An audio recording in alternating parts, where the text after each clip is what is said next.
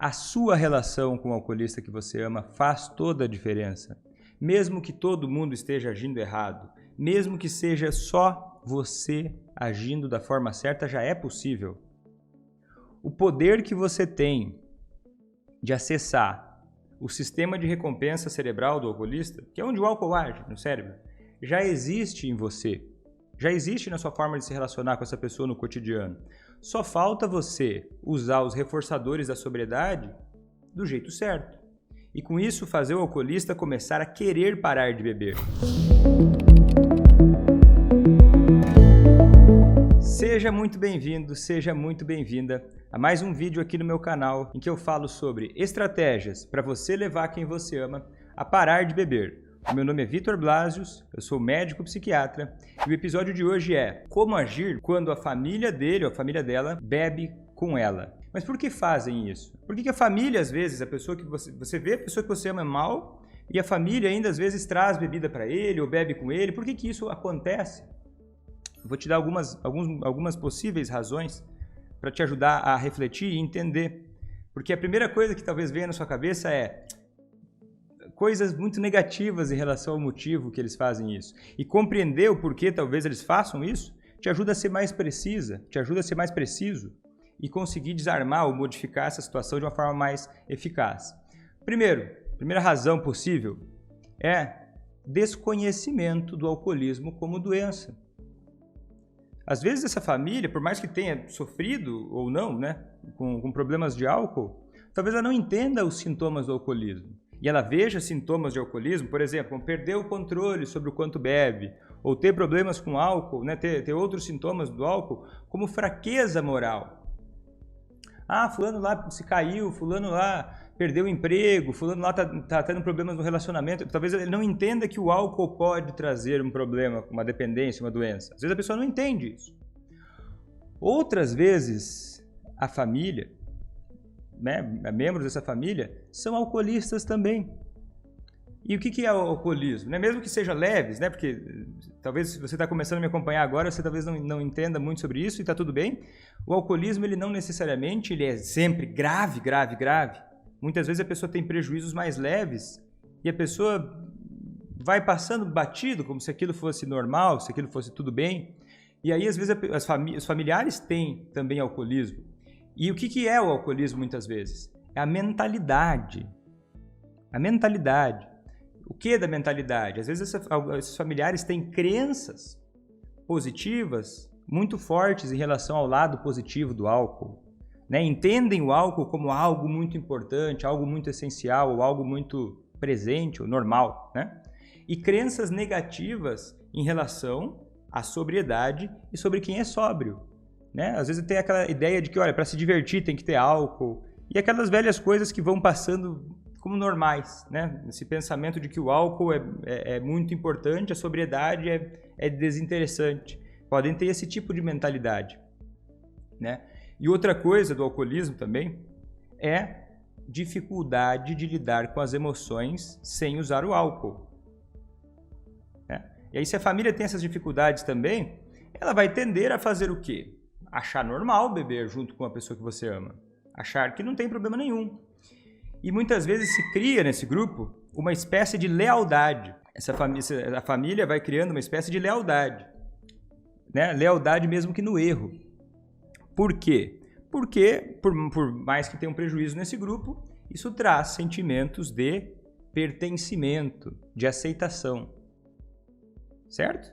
Lados positivos, não impedimentos, mas lados positivos dessa reunião, né, de pessoas que, olha, tipo assim, eu lembro de um caso, eu vou te contar mais sobre ele daqui a pouco, sobre uma mãe que o filho já estava, a esposa queria fazer o marido parar de beber, mas a mãe dele achava normal de vez em quando presentear ele com garrafas de cachaça. E ela achava que isso era um mimo para o filho dela. E era muito confortável para ela continuar fazendo assim. Ela não se dava conta e pensava mais no mimo que ela estava dando para o filho dela do que, de fato, no filho dela. Sem perceber. Ela nem pensava muito no filho dela. Estava pensando no mimo que ela ia dar para ele. E isso acabava trazendo uma certa espécie de forma de se relacionar meio sem pensar mesmo. O que não é isso, tá? O que não é esse obstáculo? Isso não é uma questão pessoal. com você, nem com o alcoolista que você ama. Tem a ver com eles. Tem a ver com eles, não é uma questão pessoal com você. Também não é um impedimento. Tá, Vitor, mas como é que é possível superar? Primeira coisa, a sua relação com o alcoolista que você ama faz toda a diferença. Mesmo que todo mundo esteja agindo errado, mesmo que seja só você agindo da forma certa, já é possível. O poder que você tem de acessar o sistema de recompensa cerebral do alcoolista, que é onde o álcool age no cérebro, já existe em você. Já existe na sua forma de se relacionar com essa pessoa no cotidiano. Só falta você usar os reforçadores da sobriedade do jeito certo. E com isso fazer o alcoolista começar a querer parar de beber. Ele querer parar de beber, seguindo nos estágios da mudança do comportamento. E o segredo aqui, tá? É você focar no que você tem controle. Que são as suas atitudes com o alcoolista que você ama, a sua forma de se comunicar com ele, as suas ações e reações a ele, e confiar no processo. E acima de tudo, confiar em você. No seu poder de conseguir, através do seu relacionamento, fazer quem você ama parar de beber. Assim como tantos outros familiares já conseguiram. Porque todo, ou quase todo alcoolista que parou de beber, tinha um monte de amigos, tinha um monte de familiares que chamavam ele para beber. E isso não é impedimento. Ter essas pessoas ao redor do alcoolista é muito comum. Até porque a pessoa vai se organizando perto de pessoas ao redor que bebem muito. E vai ficando meio normal isso. E eu vou te dar um exemplo aqui, tá? Eu tenho uma aluna minha que eu vou chamar aqui de Laura, né? Ela veio de uma família que os pais dela e ela não bebiam, não tinham costume de beber, até bebiam menos do que a média das pessoas ao redor. E o marido dela tinha uma família que bebia já bebia mais, que a mãe dele às vezes até trazia, dava de presente para ele como um mimo, garrafas de cachaça. E eles até se mudaram para uma cidade em que o álcool era muito normal, que o álcool era muito incentivado. Ela me contou que quando tinham festas de casamento, e tinha quase todo final de semana festas de casamento, por incrível que pareça, ela me disse que quase todo final de semana tinham festas de casamento. Na hora de fazer o convite para festas de casamento, o que faziam era entregar o convite e a pessoa tinha que tomar uma dose de bebida alcoólica para mostrar reconhecimento àquele convite de casamento. Então pensa só, o marido da Laura, ele estava com um problema sério de alcoolismo. Fazia muitos anos. E as pessoas da cidade achavam isso normal, incentivavam muito o álcool, o consumo de álcool. Então era muito frequente que as pessoas incentivassem. A mãe dele presenteava ele volta e meia com bebida alcoólica. E bebiam e ainda bebem muito.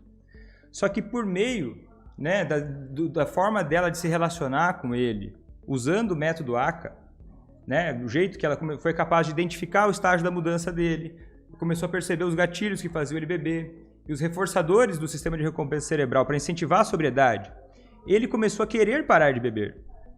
E aí isso não foi mais impedimento, porque a partir desse momento ele passa a lidar com isso de uma outra forma. E ele parou de beber mesmo depois de 20 anos que bebia pesado. E as pessoas ao redor não mudaram, a família dele continua do mesmo jeito. As pessoas da cidade continuam do mesmo jeito. E o marido dela mudou. Ou, outro exemplo, uma aluna minha da primeira turma. Ela queria ajudar a filha a parar de beber. Mas o marido dela bebia muito também. E ele tinha um problema com a bebida. E quando ela começou o curso ACA, ela estava sozinha, sem apoio. E nem o marido dela achava que isso ia funcionar. Ele até dizia para ela, olha, isso aí é besteira, isso aí não vai funcionar. Só que ela começou a aplicar. E ela me contou que já em um mês ela já conseguiu ver resultado.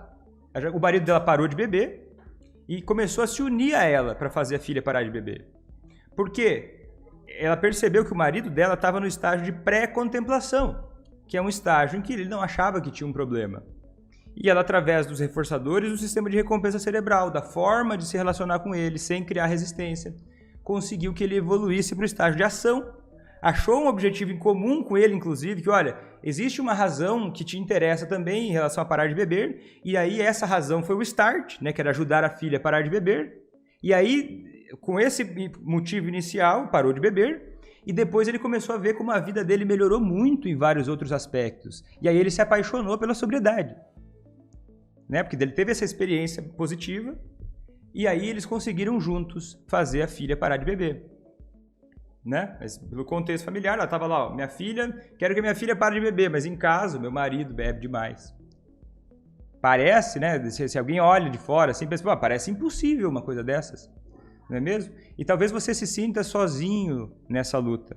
Talvez você se sinta sozinho, como ela se sentia no começo. Só que é importante você perceber o seguinte: se você tem que focar no que está no seu controle e confiar em você e confiar no processo, então você precisa do quê?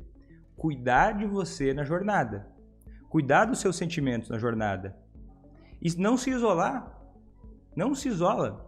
Né? Às vezes dá vontade de se isolar, sabe? Talvez você ache que só você passa por isso, que ninguém mais se importa com isso, que as pessoas ao redor todas acham que é normal. Talvez você até se sinta meio maluco ou maluca.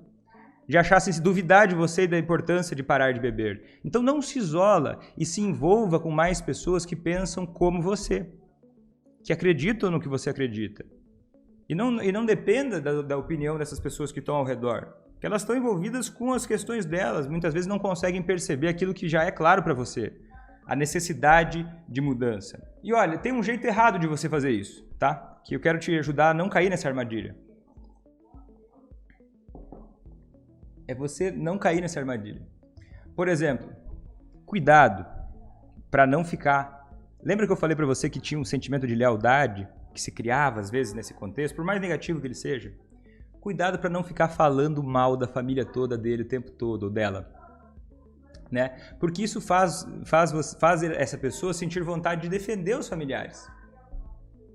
Faz ela sentir vontade de defender os familiares. Se você ficar falando mal da família dele o tempo todo, assim, olha só como fulano é sem vergonha, olha só como fulano é errado. Porque o problema não são as pessoas, mas são as atitudes que se afastam de coisas que são importantes para vocês. São atitudes dessas pessoas, não são as pessoas em si. E assim, pode ser que comece a chamar você de, é chata, você é sem graça. Não entra nessa batalha de discutir, é chato. Não, chato é você. Não entra nessa defesa. Não precisa disso.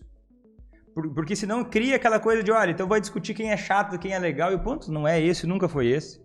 O ponto são os valores importantes. O ponto são os objetivos de vida. E as expectativas com a vida que cada um tem.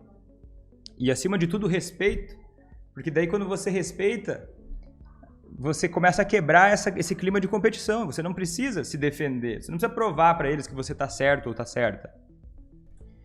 Então, o ponto são os interesses e valores que são diferentes. Só que é o seguinte, foca então em quê?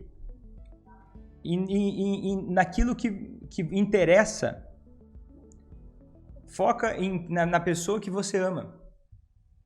Foca nessa pessoa que você ama e no interesse que essa pessoa tem na vida em geral, no que ela pode querer ganhar ou deixar de perder por parar de beber.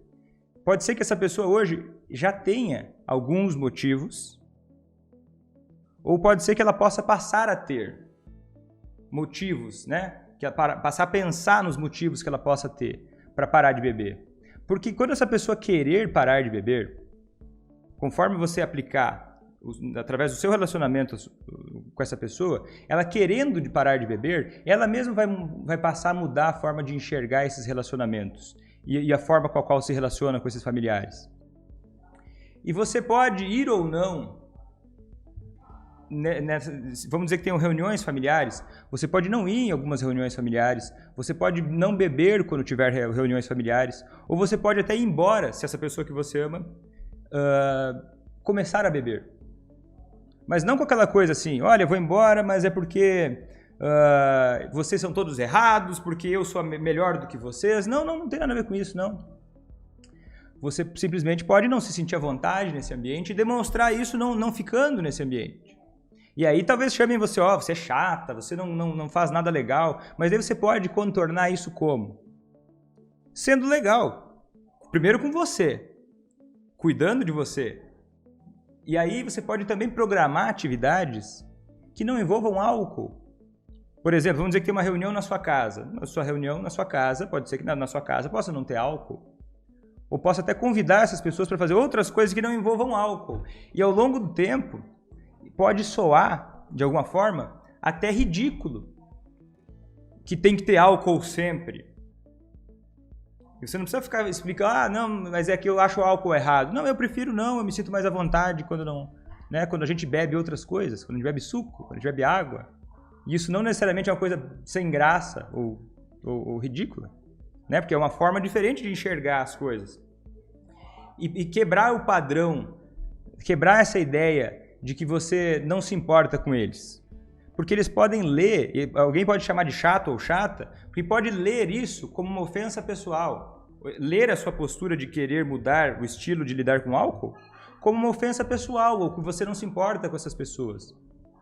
E você pode mostrar que se importa com essas pessoas de outra forma, ou até, se for o caso, selecionar e restringir alguns contatos com essas pessoas, com respeito, com educação, né?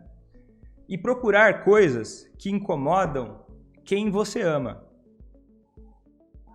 Parar para sentar e pensar, às vezes até conversar com essa pessoa que você ama, sobre coisas que incomodam essa pessoa. Algo na vida dele ou dela que não está como ele ou ela gostaria. Né? Às vezes um emprego, às vezes alguma situação financeira, às vezes alguma conquista na vida, às vezes alguma coisa na saúde, no bem-estar, às vezes alguma coisa no relacionamento de vocês que pudesse ser diferente, que essa pessoa pudesse querer melhorar. Que se você ficar tolerando, por exemplo, tudo, vai sempre vivendo na onda, sempre deixar essa pessoa que você ama conduzir todas as atividades, conduzir todos os momentos, pode soar que você tolera indefinidamente esse comportamento de beber e que você talvez nem se importe tanto. Então você pode começar a selecionar aquilo que você vai fazer, convidar para atividades sóbrias e vai começando a criar o quê? Uma certa pressão positiva, porque você não está batendo de frente. Então começa a criar uma pressão positiva de, olha, eu gosto dessa pessoa, essa pessoa ela tem um bom relacionamento comigo, ela me respeita, ela me trata bem, ela tem consideração por mim. E para estar com ela, que é bom estar com ela, não combina com álcool. Ou alguma outra coisa. Por exemplo, essa pessoa que você ama pode ser que se incomode hoje e tenha alguma preocupação, mesmo que inicial, com algum outro membro da família dele ou dela, por conta do consumo de álcool. Né? Eu lembro que tinha eu conhecia tinha uma irmã que estava ajudando o irmão a parar de beber e todos os outros irmãos bebiam demais. Vieram de uma família que todo mundo bebia demais. E aí ela começou a ajudar o irmão a parar de beber e esse irmão começou a parar de beber. Só que os outros irmãos, um outro irmão em especial que me veio na cabeça agora, ele começou a falar o seguinte, ele começou a debochar desse irmão que parou de beber. Falou assim, olha, você antes bebia, mas mas pelo menos antes você era livre, né? Agora você está aí, sob o comando da sargentona, dessa sua irmã. Começava a debochar. Só que o que aconteceu? Esse irmão, né, o que parou de beber, ele começou a se dar conta de que a vida desse irmão que bebia e debochava dele estava muito ruim. Estava péssima. Ele não conseguia se manter em emprego, ele não conseguia ter um relacionamento bom com a filha dele, ele já tinha perdido casamentos e a vida dele estava só piorando. E ele começou a perceber o quê? Esse estímulo do irmão, já que a irmã dele não entrou no jogo assim, sou sargentona ou não sou sargentona, o papo começou a ser, olha, vamos olhar para isso, como é que você se sente? Né? O seu irmão falando isso para você. Aí ele se incomodava, mas ao mesmo tempo, ele não queria ter essa ideia de que ele era o escravo, que ele estava sob o domínio da irmã, que falou para ele, que estava incentivando ele a parar de beber. Porque olha só, essa ideia é a ideia do alcoolismo, que o álcool é a liberdade, parar de beber é a prisão. Como se fosse, né? É uma distorção de pensamento que tem por trás um problema com o álcool do irmão. E aí esse irmão que parou de beber começou a reconhecer isso. e começou a se preocupar. Começou a se preocupar, porque ele gostava do irmão dele. E começou a olhar de uma forma mais ampla em relação ao que estava acontecendo. Olha, esse meu irmão está mal. Esse meu irmão não está bem. Por trás desse discurso que pode parecer egoísta, tinha uma profunda ferida nesse irmão dele. Não é à toa que foi até... E olha só, que daí tem gente que fala, Vitor, mas esse irmão dele, olha só que cruel, olha só que egoísta que esse irmão dele é. Vendo o irmão dele melhorando e parando de beber, começou a debochar, começou a falar uma série de coisas. Mas olha só, aos poucos, esse era o jeito do irmão dele. Mostrar a dor dele. É um jeito trágico, é um jeito desagradável? É um jeito desagradável. Mas faz parte do problema dele, é uma coisa dele. Entende? Não é à toa que depois de pouco tempo, ele né? Acho que não quero baixar, ele teve vários problemas, tá? Não quero trazer um clima muito pesado, mas ele apareceu uma depressão muito grave, apareceram vários problemas psicológicos dele. Em poucos meses aí começou ele a parar de beber. Porque ele vivia também conflitos muito intensos. Ele estava passando por um processo de depressão muito grande, que as pessoas não estavam vendo o que estava acontecendo. Ele estava sob um sofrimento muito grande, mas por fora ele parecia que era um cara egoísta, que não se importava com ninguém. Mas era uma casca que escondia a dor que ele estava sentindo naquele momento. E se você julgar já a pessoa, olha, a família age assim porque eles são grandes egoístas, eles são uns grandes, eles começam a ter uma postura vitimista, eles estão dando desculpas. Saca só, isso também pode ser você se colocando numa posição de vítima. Não é uma posição de vítima. Vocês comparando, porque quando você coloca, não, o outro é forte, o outro não, calma, olha, respira, foca, confia em você, foca no que você tem controle. Abre a cabeça. E aí você vai começar a ver que, olha, pode ser também que essa pessoa que você ame também se preocupe com outros familiares. E seja difícil para essa pessoa até pensar ou nunca tenha falado sobre isso com ninguém. Então, só de você falar abertamente sobre essas questões, sobre o que essa pessoa pensa sobre os familiares, sem tentar convencer ele ou ela, já abre uma possibilidade de refletir, o que é tão forte, né? Tão profundo, tão raro, né? Parar para refletir sobre as coisas que estão acontecendo, parar para pensar sobre o que está acontecendo.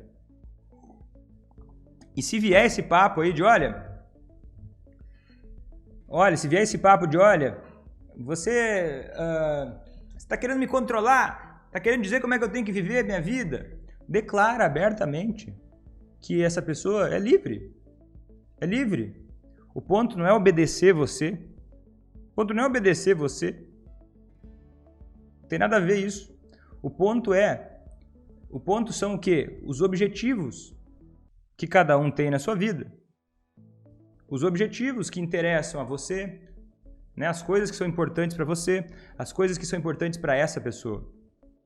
Não é obedecer ou não. São estilos de vida diferentes que levam a resultados diferentes. E esses resultados diferentes é o que faz toda a diferença. Muitas vezes o alcoolista, até mesmo a família, ela não liga o estilo de vida atual com os objetivos de vida que tem. Né? Não pensa muito nisso. E vai vivendo uma vida ruim. E vai nutrindo a mentalidade cada vez mais voltada a fugir, né, dos problemas com álcool. Fugir dos problemas como? Fugir de pensar sobre os problemas. Fugir de olhar para as coisas. É por isso que talvez alguém diga que você é chato ou você é chata. Porque incomoda, né? Incomoda ver uma pessoa que está crescendo, que está evoluindo. Incomoda enquanto essa pessoa, né? Enquanto o outro ainda não se abriu para crescer. Mas aí qual que é a saída? É você tentar convencer essa pessoa na briga, no laço, forçar? Não. É você mostrar, inclusive, mais grandeza ainda. E mais, olha, eu não vou me descer a esse nível. Eu vou estar lá em cima. Pensando, o meu foco é naquilo que é importante para mim, não nessas disputas e discussões. Numa vida realmente interessante. Você é chata, você é chato. Então, começa a pensar em criar coisas interessantes para a sua vida, que não dependam necessariamente dessas pessoas. Você pode conversar com essa pessoa que você ama, que você quer fazer parar de beber, sobre o que ela acha sobre o consumo de álcool dela, e começar a conhecer a resistência dessa pessoa que você ama. Que essa é a coisa que mais importa. A resistência da pessoa que você ama. Como é que se manifesta essa resistência? Como é que se mostra o equilíbrio que faz essa pessoa querer continuar bebendo? Porque é isso que importa. Você não precisa querer mudar a família toda. Muitas vezes isso não é nem necessário. Né? Não é nem necessário. Tem que focar na pessoa que você ama. E em você. Olha, conversa com a pessoa que você ama, escuta. E daí você vai reconhecer a resistência dessa pessoa em parar de beber. O que ela pensa sobre isso? Qual que é a mentalidade dela sobre a vida em geral também? Não só sobre álcool, mas sobre a vida, sobre expectativas que tem para os próximos anos, sobre o que preocupa essa pessoa, sobre os sonhos que ela tem, sobre o que ela gostaria de conquistar. Certo? E aí você vai começar a conhecer, e daí escuta, porque às vezes você fica tão ansiosa, que você não escuta, mas escuta. Porque quando essa pessoa falar para você, se hoje ela não quer parar de beber de jeito nenhum, quando ela falar para você os motivos ou o jeito que ela resistir à ideia da mudança, ela vai estar dando para você o código. Ela vai estar dando para você, sem perceber, o caminho para quebrar essa resistência. Ela vai dizer para você coisas do tipo... Aí vai ter que ver, coisa do tipo, não, eu me sinto mais livre quando eu bebo. Não, mas eu quero beber para desestressar. E aí você já vai começando a mapear gatilhos, vulnerabilidades, crenças em relação ao álcool. Talvez se a pessoa diga para você, olha, você é a chata, a pessoa que você ama, tá? O resto, esquece. No primeiro momento, esquece. Não interessa agora. A pessoa que você ama. Se ela começar a dizer que você é chata ou chato, conversa com essa pessoa, tá? Entendi, você me acha chato ou chata. São sinais, ali ela está mostrando o bloqueio que tem na cabeça dela. Escuta, chato por quê? O que você acha legal? Vamos conversar sobre coisas que podem ser legais, coisas boas que a gente pode fazer juntos até. Não necessariamente precisam envolver o álcool. Porque daí você mostra o quê? Abertura, coisa que essa pessoa não tenha hoje. Você está mostrando, abertura. Eu não estou aqui me defendendo, não estou aqui em uma postura de vítima nem nada assim. Estou conversando, olha, com grandeza. Pensando naquilo que é importante. Focando no que é importante. E escutar essa pessoa, entender a resistência dela, vai começando a te mostrar os caminhos para quebrar essa resistência. Certo? Tem vídeo no meu canal do YouTube que até fala sobre isso. Os 4 tipos de resistência. Se você quiser ver, você dá uma olhada lá. E como quebrar cada uma delas. Né? Tem um jeito, por exemplo, olha, se ele é rebelde, se ele é resignado, mas tem um vídeo do YouTube que fala sobre isso. Então começa a ouvir a resistência dessa pessoa que você ama. Porque é isso que importa. Não é se a família convida ou não convida ele, se a família vai começar a envenenar a cabeça dele, porque é um castelo de areia que eles montam. É um castelo de areia que eles montam. Né? Uma realidade que é só do grupo, só eles. Tá tudo certo. Daqui a pouco começa a dar, né? Já deve estar dando muita coisa ruim, daqui a pouco vai dar cada vez mais coisas ruins e você tem que focar na pessoa que você ama. Né? Ou pode acontecer às vezes pode acontecer como aconteceu com essa minha aluna, né? Que o marido parou de beber e ajudou a filha a parar de beber. Ou como a outra, que ninguém mais mudou. A família continua bebendo da mesma forma, mas a pessoa que ela ama mudou. O marido dela mudou e parou de beber. É isso que importa agora para você. Né? A ideia é você começar focando em você e na pessoa que você ama, entendendo a resistência dessa pessoa. Você vai começando a ver os caminhos mais interessantes para levar até a sobriedade. Certo? Dúvidas? Perguntas sobre esse tema? Vamos ver. Bom dia, Karina. Luiz, prazer ter você aqui, Luiz. Somos 1%. Tá falando assim, a Vera tá falando, acontece muito isso mesmo. Seja um irmão, um amigo, fica debochando do outro. Esse deboche do outro é o quê? É aquela coisa de defender a ideia do grupo. Porque o grupo causa inclusão, causa aceitação.